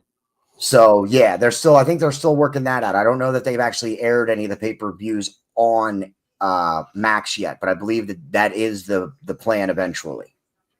Okay. Hey, change subjects real quick. Breaking news: U.S. strikes 3 Iranian sites, joining Israeli air campaign against nuclear program. Wow. Sounds like a good headline to me. Iran nuclear agency on Sunday confirmed the attacks took place on its Fordo, Isfana, and some other atomic site, but is insisting its work will not be stopped. All right. Well, you know what that means. We did some bombing. Yep, and based on that response, I expect Trump will. The planes are probably already in the air right now. Oh, they were. That's what they said. The bombers had some what's it called? Bunker busters. Dropped them on them. That's what they did. All right. After that response, President Trump's likely just for that response will send him back in again. Oh, yeah. You think you're not going to be deterred? Okay, send him again. And here, the left is going to have a fit with this because they're going to go after Trump. Oh, he's starting war, blah, blah, blah. Yeah. We're first of all, my policy on that is that anytime we need to back Israel up, we should be backing Israel up. Yes. Secondly, have you ever seen the movie Miracle? Oh, absolutely. Okay. That's how I'm picturing Trump with Iran. Okay. The planes bomb, they land, they look to Trump, and he says, again. They go out, they bomb, they come back. He looks at him and says, again. Again, yeah. So exactly. Yeah, that's what I'm saying. Like they may not be deterred. It's fine. Don't worry. Again. Yeah. Miracle, man. That's a great movie. Holy moly, is that a good movie? Oh yeah, absolutely. And I'm not the biggest Kurt Russell fan. But I like he is good in a number of movies.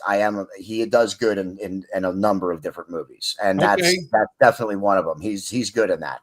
So what other Kurt Russell movies do you like? Tombstone. Although I think Val Kilmer completely outshines him. And I do think Kevin Costner played a better Wyatt Earp than Kurt Russell did. See, I guess I got to watch Tombstone again because I watched it at the theaters when it first came out a long time ago. I've never seen it since. I didn't think it was that great, but everybody else loves it. So I don't. I mean, listen, it's Kurt Russell doesn't. He's not anything super special. He does good. He does a good job at his Wyatt Earp. Okay. Mm-hmm. And a lot of people have problems with that movie because of the accuracy. The stage actress is not the right ethnicity in Tombstone. So Tombstone's not necessarily historically accurate. Tombstone centers around the gunfight at the OK Corral and his dealing with the Clantons and McLaury gang. Okay. The movie Wyatt Earp with Kevin Costner focuses on his entire life from beginning to end. That's really the main difference between those movies. Tombstone is about the gunfight at the OK Corral and gives you a little bit of story about the Earps and Doc Holliday. Okay. Wyatt, the movie Wyatt Earp with Kevin Costner definitely gives you the whole life of Wyatt Earp. It's definitely a broader picture. Okay. But Val Kilmer in Tombstone as Doc Holliday just kills it. He just kills it. He's amazing in that movie. I mean, he should have won awards. There aren't many movies where the supporting actor outshines the main star. Mm-hmm. And Tombstone is absolutely one of those movies. Val Kilmer puts Kurt Russell to shame in that. And Kurt Russell doesn't do bad. He doesn't do bad. Just Val Kilmer does that good. I guess I'll have to watch it again. No. Yeah, then that's what you want to watch. Yeah, if you want to watch it, watch Val Kilmer, and he's the perfect Doc Holliday. Okay. Now, other Kurt Russell movies that I like. First of all, Escape from New York.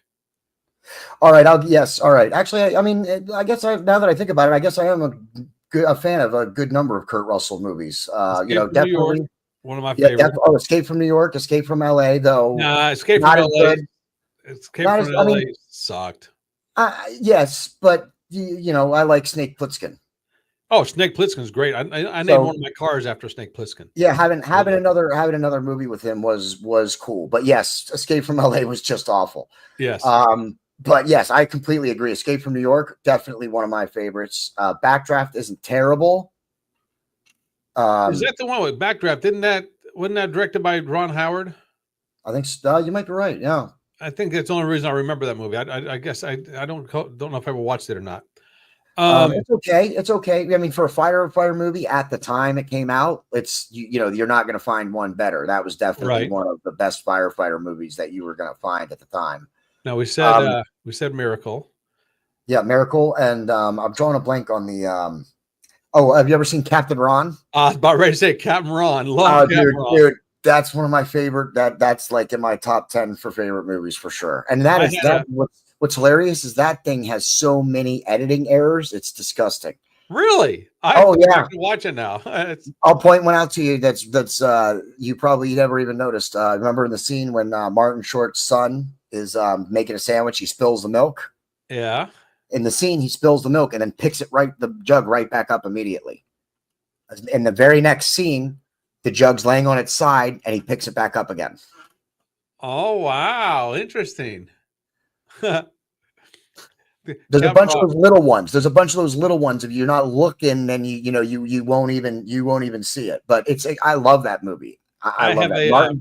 Martin Short and Kurt Russell just have such great chemistry in that movie. I have a good friend who this was when it first came out. Was it 25 years ago? Whenever it was, I was asking her if she ever saw Captain Ron. She goes, "Are you kidding?" She goes, "Kurt Russell with his shirt off the whole movie." I watched it. Yes, I watched it. She loved it. She said, "Are you kidding?" Yes. I was a teenager when that movie came out, and I can't say that Martin Short's daughter in that movie, Caroline, was maybe one of the part of the draw to that movie. Okay, good enough. Let's see, we mentioned Miracle, which I think is one of the best movies ever. Oh yeah, the movie. Overboard with Goldie Hawn, who's his real life wife. No. That's such a cute movie. Yeah, no, can't do it. Do not. I'm going to mention this movie. If you say you like it, we might have to part ways and never be friends again. Do not tell me you like Guardians of the Galaxy Part 2 or 3, whatever he was in. Oh, listen, I'm a fan of Marvel. So, and I like the Guardians movies. I think he was ridiculous in that movie. Thank you. I think he was completely ridiculous. Although in the other, when you go back, really, who else do you get to play an egotistical maniac that is his own planet? Really, who do you get? Any C, D, E, F actor out there, whatever. You don't want an A-list actor for that.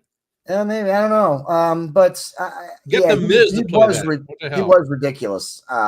But at the same time, he did. I think I hated Ego. Like I hated Kurt Russell. I hated Ego. I hated him in that whole movie. So maybe it was because he's a good actor and that's what he portrayed. Maybe he does a good job at making you hate him. He does a good job at making you laugh. Kurt Russell is a good actor. I'm just not necessarily a fan of every movie that he does. You don't like Overboard? Wow. No. Overboard. And yes, he was completely ridiculous in Guardians. Here's an idea for your podcast. Just instead of movies, talk about actors or actresses. Yeah. And just go by and start listing movies that they did. Yeah, that's actually a really good idea. Yeah. I definitely would talk about some good actors though, not bad actors. Oh, not saying Kurt Russell. I just want to point out that was not a jab at Kurt Russell. Okay. Here's one. Okay. Jeff Bridges. He's good. Yeah, he's good. Okay. All right. He's got good. He's got really good range too. He can play a comedic role, and he can also play. I mean, he was great in the first Iron Man as a villain, and there's not many people that can do that kind of off the wall, like off over the top comedic kind of stuff that he can do, and also play kind of serious and do villain work. So he's definitely well rounded. I'll be the first to admit I have not watched all of Jeff Bridges movies. Not nearly. Oh yeah, I have definitely not seen all of them. There's two that stand out when you talk about Jeff Bridges, at least in my eyes, and most people like one and more so than the other. I am just the opposite. Jeff Bridges played the big what's the name? The big the dude. What's the name? Big Valboski? No. The Big Lebowski. The Big Lebowski. Yeah. The Big Lebowski. Yeah. People loved him as the dude. I think, it was okay. But I think by far his best role, without question, is Rooster Cogburn in the. Oh, dude. All right. Listen. First of all, I just want to say, listen. When you talk about that, that whole movie never. I'm sorry. You did not. That didn't need a remake. Didn't need a remake. You didn't need a remake for that. John Wayne does just fine. That movie holds up to time. No reason for that to have a remake. Just like Red Dawn. That's for a separate conversation or later on. Well, here's the thing. That didn't need made. It did not need made. And so while listen, I'm not going to say he did a better job as Rooster Cogburn than John Wayne, because he did not. But he did do a good job at filling in that role. He did do a good job in that role. Yes. But I think that's a movie that didn't need to be made. Here's where you and I are going to disagree with. And here's why. I had not seen the original True Grit. Didn't see it. All right. And I should have, but I didn't. I saw the remake first. And when I was done watching that movie, I was like, holy shit, this has got to win the Academy Award, and he's got to be the best actor. He's got to win the best actor without question, I thought. And I'm thinking, if he's this good in this movie, and John Wayne won the Oscar for Rooster Cogburn in original True Grit, I got to go back and watch the original. Yeah. I was so disappointed in the original. I'm like, really? What? Oh, yeah? Really? I said, Bridges just blew John Wayne out of the water. He was so much better with Rooster Cogburn than John Wayne was. And I like John Wayne. I love Big Jake. That. One of my favorite movies is Big Jake. Love Big Jake. Yeah, I don't know about that. I think I prefer the original. Now, with the True Grit remake, and I say this all the time, I love that movie. I'll watch it all the time. But when it comes to the final scene, when that music's playing and the lady's walking up the hill to the gravesite, I can't watch that because I'll just tear up and I'll start bawling. Yeah, it's so emotional to me because I in a good way. I love it. Yeah. Holy moly. Yeah. True Grit. Yeah. If I didn't have my headphones on, I'd take off my hat because I'm definitely a fan of the original, but definitely the remake wasn't, again, terrible. I just don't think it needed to be made. I think it was unnecessary. Okay. You're right about Red Dawn. Absolutely did not need to be remade. And the remake is garbage. Don't watch the remake. Don't even bother with that. I'll accept people watching the second True Grit because it wasn't a bad movie. The movie was not bad. It just didn't need to be remade, in my opinion. Red Dawn was just a travesty. That was terrible. I'm sorry. Yes. The original is so much better than the remake. Holy cow. What they go through in the original, they did such a good job in the original portraying like actually being on the other, behind enemy lines like that in occupied territory. The remake did not do that as well. When people say, what's your favorite Patrick Swayze movie? Most girls are going to say Dirty Dancing. Yep. No. And most guys are going to say probably what my answer would be. Roadhouse. Roadhouse. Roadhouse, and Absolutely. then Red Dawn. Yeah. Roadhouse and Red Dawn. Yeah, those Yep. are 1 and 2. Or you should Yep. say, I can say 1 and 1A. Yeah. 1A and 1B for me. Yeah, absolutely. The only reason I like Roadhouse maybe more than Red Dawn is because I like the fight scenes. Yeah. I like the combat, especially because I was a kid at the time. So karate movies and stuff, like, dude, watching Patrick Swayze kick everyone's ass, that was just the shit. Speaking of fight movies, have you ever seen that Roddy Piper movie, They Live? No, we talked about that in one other time before. No, Oh I my have not God. seen too many Roddy Piper movies. No, I have not seen too many Roddy Piper. You Or I talk don't know about that a I've fight seen any scene. Roddy Piper movies. You talk about a fight scene that lasted way too long, but it was worth it. Yeah. Not because of the outcome, because it was just way too long, and and you just laugh because it keeps going on, Yeah. and on and on. You just laugh, but Yeah. no, I can't believe you haven't seen They Live. Oh yeah, Roadhouse with Patrick Swayze though. Like I like that he was a quiet guy, and when he said something, it was that, he spoke plainly, and if you didn't believe him and you stood up to him, then you'd get your ass kicked and you'd find out. Mm-hmm. He wasn't a bragger, he didn't showboat, he wasn't arrogant or ignorant. He was just like, hey, obey the rules or get your ass kicked. And who is the other guy in there? The other badass guy? Sam Elliott. Sam Elliott. In Roadhouse. Yeah, Sam Elliott. Oh yeah, he's the shit. Ah. I was not a fan of the Punisher movies with Nicolas Cage. Because I'm not really a big Nicolas Cage fan, but he saved the first one. Sam Elliott. He saved the first one. Okay. Because he was the previous generation's Ghost Rider in the movie. So he played, the Sam Elliott role. He basically played himself, just like he does in Roadhouse. He's Sam Elliott. He's above roles. Whenever he's there, he's not playing the character. He's just playing himself. Like he did in The Big Lebowski. Going back to that one. Remember that scene when he was in there? It was Sam Elliott? No, I must be drawing a blank on that one. It was just really quick. He's at the bar at the bowling alley. And he says, it says something to the fact that, why do you guys cuss so much in this all the time? And who's the star of the Big? Bridges. He looks and goes, "What the fuck are you talking about?" No, man. I might have to go back and check that out. It was great. I think I cuss so much in here. Something I can't say that I replaced that. Yeah, that was great. Yeah, that's interesting. Yeah, no, I didn't know that. I'll definitely have to go back and check that out. And let's see, we talked. Said Sam Elliott. There's something else I was going to mention. Another person that you mentioned talking about Sam Elliott. Nicolas Cage. Nicolas Cage. Yeah, I'm not a fan. There's only 1 or 2 movies I like of Nicolas Cage. Yeah, pretty much the same. Valley Girl. I don't think I've seen that one. 1983 Valley Girl, when he was first billed as Nicolas Cage. Before that is Nicholas Coppola, because he's Francis Ford Coppola's nephew, I do believe. Nope, didn't know that. Yeah. Yeah, he was in Valley Girl, one of my all-time favorite movies. Deborah Foreman. Oh. Love Deborah Foreman. I think the only movie I might have liked him in was Gone in 60 Seconds. Yeah. You didn't like any of the treasure hunt movies, whatever they're called, National Treasure movies? They were okay. I preferred. I think we talked about this before. I think we went into Angels and Demons. I was a fan of Angels and Demons and the Da Vinci Code, but the National Treasure, not so much. Okay. So yeah, I'm not really the biggest Nicolas Cage fan. He's okay, but no, not really. Oh wow. Now we're getting on to different subjects here. Wow, this is great. You and I can bounce so much off of each other. This is good. Yeah, well, that's because we're both rational people. We seem to like the similar things, and then there's other things where we have very different opinions on, but they're both founded in logic. I just know that one of different opinions that I'm usually right and you're not. So there you go.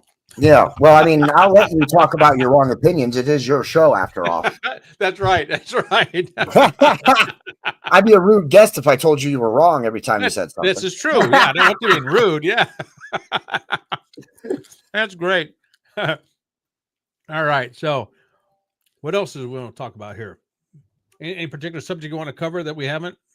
I don't know what else was on your list that you wanted to talk about. You had the your to go list, so Yeah, don't let me hijack the show. tattoos, piercings, self-directed IRAs. You know anything about that? Nope, definitely not for me. Okay. Crypto trading. I talked about that a little bit. Yeah, I mean, I do trade on. I use Robinhood to trade Mm-hmm. stocks. You know, small trader. I only have a little bit of money in there. I try and put a little bit every month. I'm interested in doing the thing that you're doing. As Okay. soon as I have some extra money, I'm definitely going to be giving that a try. So Good.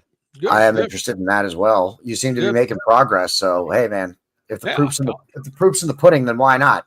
All I'm doing is pressing the button 5 times a day, and that's basically it. So there you Yeah. go. So I can definitely, I can handle that. So yeah, as soon as Yeah. I have some money, the problem is, and for anybody out there who's listening, who maybe is thinking about like doing their own investing and stuff, because when you get involved in brokerages and stuff, they may have more information or knowledge than you, but they're also charging you money, and Right. you also have to have a minimum amount. So there are apps out there. There's ways out there now that the average person can get into stock markets. And I strongly recommend, if you're listening right now, get something yourself.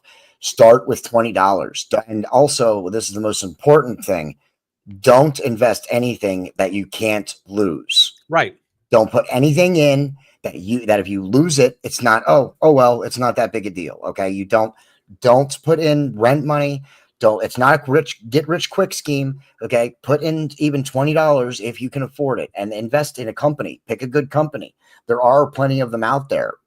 Amazon, Apple, Facebook, some of they're not just those, but there are other companies that will give you a return. If you hold it for a couple of years, you can sell it for more in a couple of years.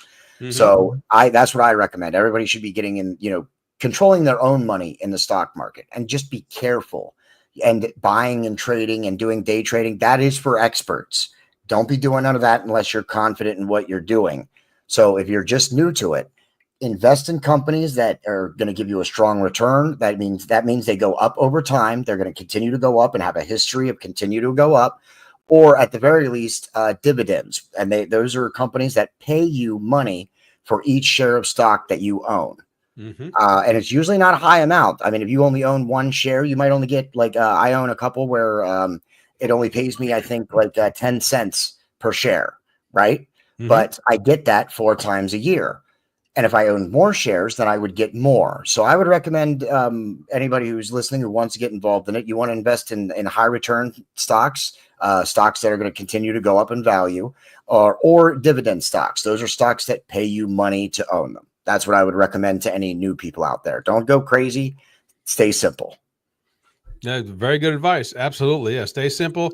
And it is extremely difficult if you do it on your own, unless you do it like you just said. Now, invest in companies that have a A projection, history. that Yeah, have yeah, yeah, history. yeah. But if you're going to do that, you're going to buy and hold. If you Oh feel yeah, like buy and hold, definitely. That's what I recommend for new people. I don't think day trading is something new investors. If you do, unless you have knowledge, if you have knowledge and you've studied or something like that, if you have something you're bringing to it, then of course do what you want. But if you're going Mhm. in where you don't really know that much, I don't recommend day trading for the average trader. Also, most of the apps, even if you want to day trade, still require you to have a minimum amount of money, and that is usually substantial. Like for Right. example, I think Robinhood is 10,000. You need 10,000 in your account before they let you day trade. Otherwise, I can only do 3 day trades a week. Okay. Yep. So yeah, and I don't recommend that for new people. Like I said, for if you're new, while you're learning, buy and hold. Whether it's dividends or stocks that give you a high return, that's what you should be doing. Once you've done some research, you've read some books, you've learned something. If you want to start doing some day trades, I'm not opposed to that. In fact, I've done plenty of day trading, even though I don't have access to many of them. I've definitely done my share. I picked up something, sold it a few hours later. Absolutely. I'm not opposed to that, but I think for new people, you really want to know what you're doing and what to look for first. So Right. I'd recommend getting in, buying and holding until you get some knowledge. And then and then start, if you want to do some day trading and stuff, then get Now, into that. the technical term, or what day trading technically is, when you buy and sell, or sell and buy the same stock in the same day, the same Yes. trading day. Like the trading day goes from 9:30 a.m. Eastern time to 4 o'clock p.m. Eastern PM. time. Yep. You can buy something at 3:59 and sell it and the next day at 9:31, Yep. and it's not considered day trading because it's not in the same Right. day. Yep. Now, do I Yes. recommend doing that? Sometimes. You really have to know what you're Sometimes. doing. Yeah, sometimes, but that's what I'm saying. You got to know what to look for. You're not just going to get lucky one day. Okay, and the GameStop thing, since we're talking about stocks, let me talk about that, because I did a whole episode on this, actually, on the Boiling Point podcast. So look for that. The GameStop thing, yeah, a lot of people made money off that. I chose specifically not to invest any money into GameStop because I knew eventually it would crater, and it did. So when crazy stuff like that is happening, I strongly recommend for the new people to really avoid that. Okay, you don't get into volatility. Yeah, you can make a lot of money, but you can also lose everything you've invested too. So now you could say that about anything, but some stocks are definitely safer plays. You know, you invest in Microsoft or Apple, it's not going to be, the likelihood that it's gone tomorrow is not very high. But there's stocks out there that go up and down and crash all the time. Mm-hmm. The stock crashes. I don't know if people know this. If a stock reaches zero and you own it, you've lost your money. Yeah, you lost your money. Yep. That's it. Now you mentioned GameStop. I was actually playing AMC at that time, the movie theater. Oh yeah. And I had the day before all that happened, literally the day before all that happened with GameStop, which and AMC did it as well, just not as volatile as GameStop. Yeah. I bought 300 or 400 shares at AMC at 200, and it shot up to nice. I don't know, 20 or 30, and I sold. So I made a killing on it. Yeah. Now since then, I've made some real stupid ones, and I've lost it all back. But that goes to the thing, though. That's why Yep. when you play with volatility like that, though, you do have to be prepared to hit those losses, because you are going to hit those losses. I played around with options. Have you ever tried to mess around with options? Absolutely. The most money I've ever made in the stock market in one day came from buying an option. Really? Yeah, I made $135 in one day from an option. I bought a SPY option, and it was going up. I bought it and then sold out. Right. It was a day trade. I bought it early in the morning, and then by mid-afternoon, it had started to level out and started going back down. Sold it out, but made $135 just in that one day. Wow. So but options aren't easy. Like, I've also bought it. Now, options also require some money to play with. Okay, so you're not going to invest $20 and thinking you're going to go play options. You're not going to do that. So you need to have at least, I would recommend at least minimum few $100s before you start getting into any options. And you better also know what you're talking about, because if you think the stock market is complicated, wait till you start researching options. Yeah, I would strongly suggest, if you're new, do not even attempt to look at options yet. No, you'll just confuse yourself. Don't even bother. Yeah, don't bother at all. That's now, tricky business. If you don't mind, for anybody who might have a little bit more knowledge and wants to know what an option is, I can define that if you don't mind. Go ahead. Okay, so an option is an agreement or a contract to buy or sell 100 shares of a specific stock. So, for example, if I picked up an option for Microsoft, let's just use that. Everybody knows Microsoft. Okay. So if I picked up a Microsoft option today, depending on the option, it would be on a certain date. It would be to buy 100 shares of that on a specific date. Now, why would you do something like that? Because if the price goes up and you have this guarantee to buy these options at a lower price, you've bought these options, but the price is currently $5 higher. So you buy them at the price you agreed upon, you sell them for $5 higher, you make more money. That's one way to do options. That's the correct way to do options. The other way to do options is because option is a contract and you have to pay money for that contract. And that's another way to make money is by buying and selling the option contracts. Right. So that's what an option is. It's a contract to buy or sell a determined amount of stock on a certain day for a certain price. You can, but you can also sell the option or buy or sell it before that particular. Yes, you can. Yes, the option is just like a piece of stock. You can also sell the contract option to whoever else out there, or as if you want. Yes, that's the option. You get it gives you the right. The right. You don't have to do it. If you not the obligation, it gives you the right to buy a stock at whatever price it is. Yes, the right. Yes, you're absolutely. That's a very important point. I'm glad you said that. It gives you the right to buy it, not the obligation. Exactly. Yeah. Now, what I do with my arbitrage trading, which is trading in crypto, and right away people say, "Oh, crypto." Oh. Hey, I don't know anything about crypto to begin with, first of all. But the arbitrage trading, or what arbitrage basically is, for lack of a better term, and looking from it from a 10,000 foot level down, it buys and sells instantaneously. It's an AI bot that goes in and it buys and sells instantaneously for a very, very small profit. But it is a profit, anywhere from 1.2 to 1.5%, basically a day. So for instance, today I was trading right around $1,350.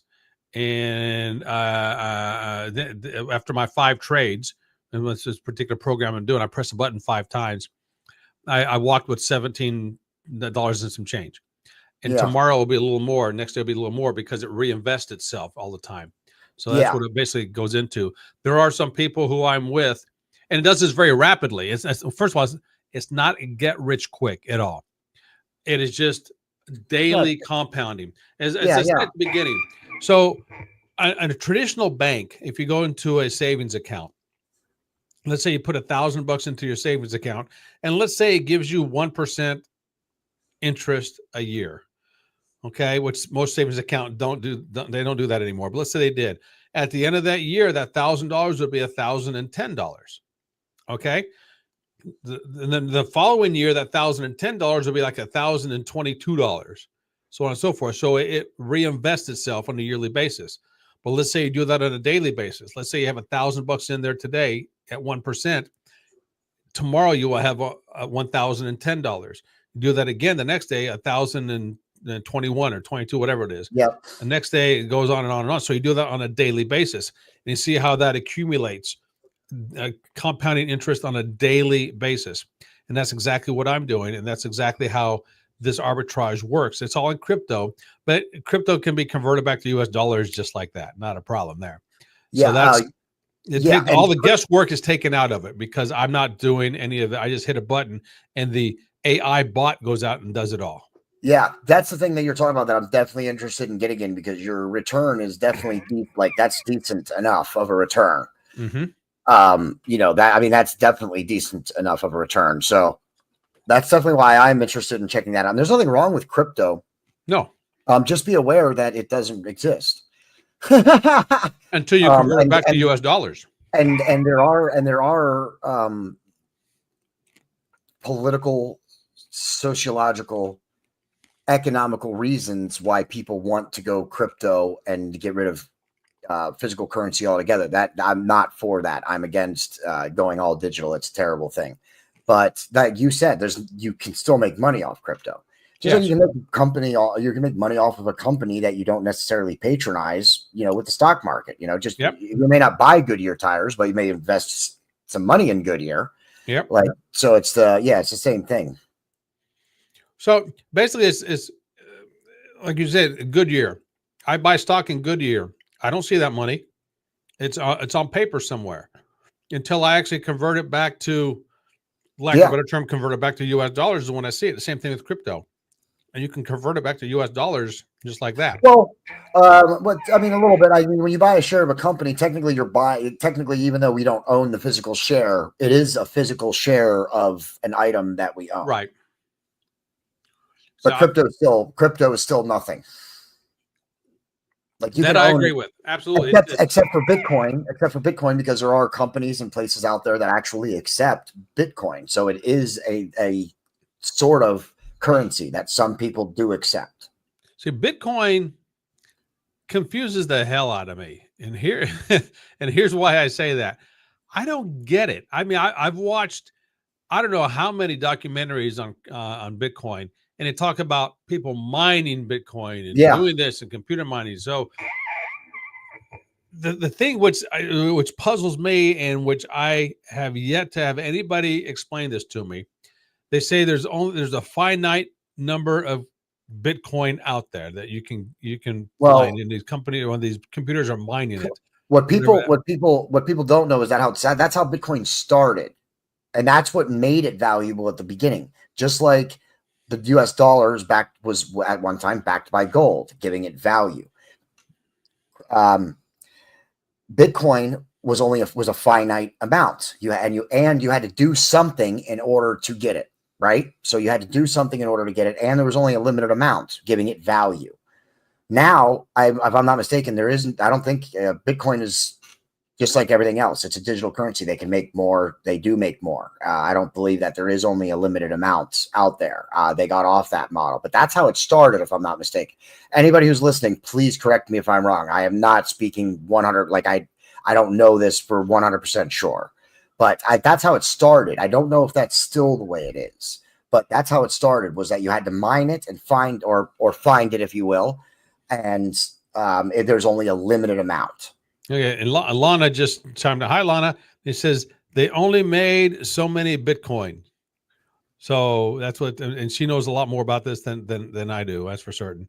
I know That's Lana's that's the difference. And I don't know. I mean, she could be right that they don't have more of it. Like the finite amount that they created is maybe all there is. I'd also like to point out that that's the biggest difference between Bitcoin and other cryptocurrency is that Bitcoin made something. It was and with a limited amount, and you had to do something in order to get it. The other cryptos out there, the reason that they haven't taken off or gone up is because why would they? Makes sense. Something Yeah. cryptocurrency is only going to have value because the people value it, right? Right. Bitcoin is valuable because it was only a limited amount. You had to do something complex in order to get it, a form of mining, even if it wasn't physical strenuous in the mine, you were mining on the computer. So that's what gave it its value. And that's what pushed it to be the epitome of cryptocurrency. You see, But other currencies don't do that. And that's why they don't take off. That's what baffles me about Bitcoin, and I'm sure there's a piece of this puzzle that I'm just not getting. That these documentaries that I watched or shows that I watched that describing it don't answer.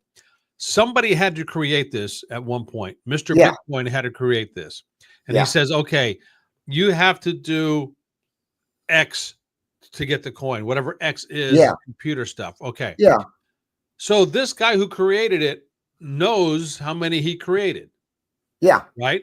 So if he created this Bitcoin thing, and let's say it was selling for $100 a coin, and he had 100 coins, and all of a sudden one Bitcoin shoots up to $100,000, which says, you know what? I still have 95 of these coins that I created. I'm going to cash them in. And I'm going to be a gazillionaire. So I don't get it. That makes no sense to me. How one person creates it and then nobody else has to find it. He created it, but that doesn't give it its value. It's the people that give it its value. But he knows what it is. He knows where they are. These finite. I don't think there's any more. I think the finite, I think the amount that he created has been mined, if you will. Like I think what he created is in the world, if you will, if you want to put it that way. Okay, so I don't think you could go and still mine Bitcoin. Again, I don't know about that, but the value of it, there's no way you can just go and still mine Bitcoin. There'd be supercomputers. People would be doing that right this very second, especially at the price that it is right now. So I don't think there's any more that you can actually go get. But that was the whole point. What all I have to do if I take this notepad that I have sitting right next to me and I turn it into fake currency, and then I get through whatever means I can, however it happens, if I get everybody in the neighborhood valuing this piece of paper, then that's what gives it its value. So it's the people that want it. That's what gives it its value. The only reason it's trading for $100,000 per Bitcoin on the stock market is because people want to own it. So people continually try and get their hands on it and buy it, which drives the price up. Okay. If everybody tomorrow decided they were done with Bitcoin, you know what would happen? It would drop right. It would crater, go right to zero if everybody sold their Bitcoin tomorrow.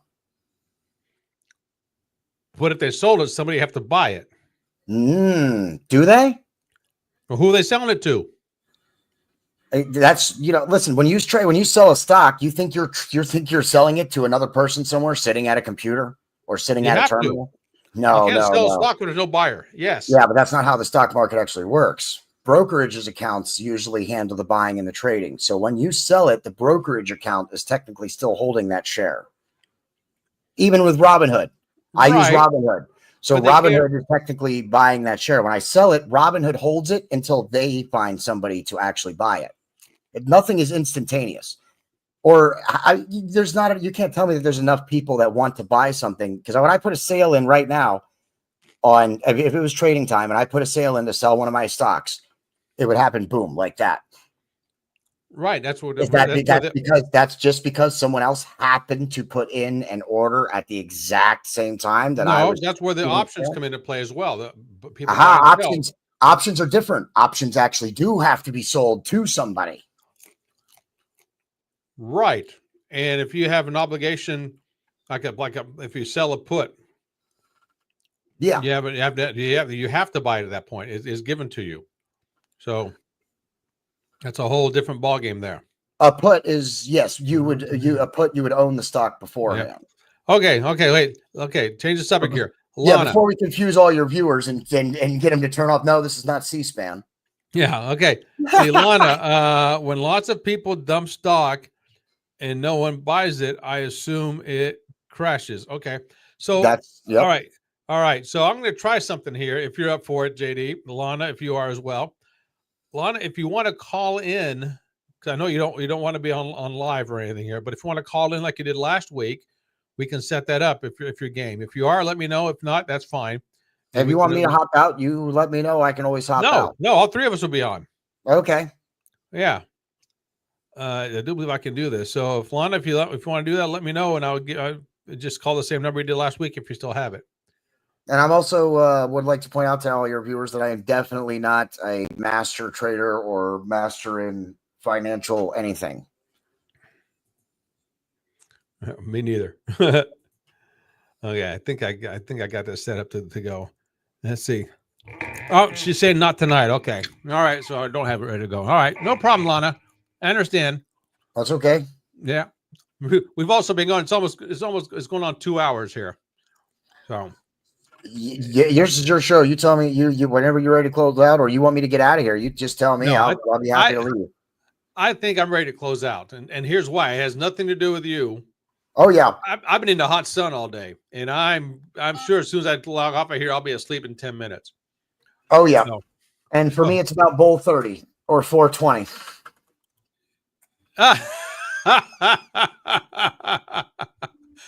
There's something you and I we can't talk about because I don't do that stuff at all. So well, that's okay. You sip. Hey, listen, you sip your whiskey, and I'll hit my pipe. So yeah, it's just it's just a different thing. That's all. Just like tattoos, I got nothing against that whatsoever. It's just something that I don't partake in. Yeah, I have nothing against. Yeah, you know what? There's not everybody should smoke. I'd like to point that out. There's plenty of people who don't they can't handle the buzz, or they don't like the buzz, and that's that's completely reasonable. Just like there's a reason that I don't really drink alcohol. You know what I mean? I'm not really a fan of getting drunk. I don't like anything about getting drunk, so that's why I don't do it. Yep. But I don't fault anybody who does drink, especially whiskey. There's nothing good about getting drunk. All right.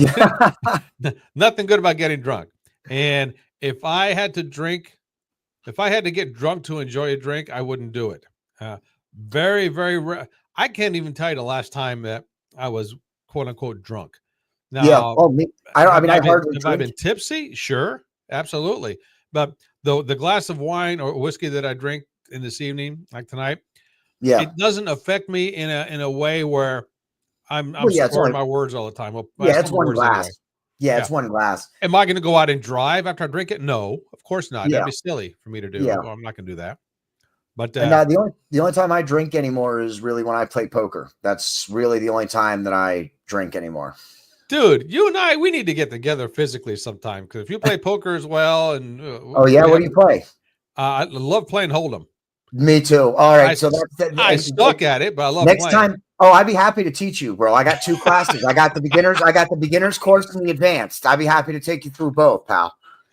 Do you sell them online? No, I just like with my friends and stuff. Like they've asked me to teach them poker, so I put together like a beginner's course and an advanced course. Well, yeah. Do you play online at all? I do. I have. I haven't in a while. Again, money. I'm on a fixed income, and there's only so much money to go around. And I have my, the podcast, and then you add stocks, and the thing that I want to get into that you're doing, and poker, and yeah, there's just not enough money to go around. But yeah, I do. When I play, that's usually how I play is online. For money, though. I don't play for free.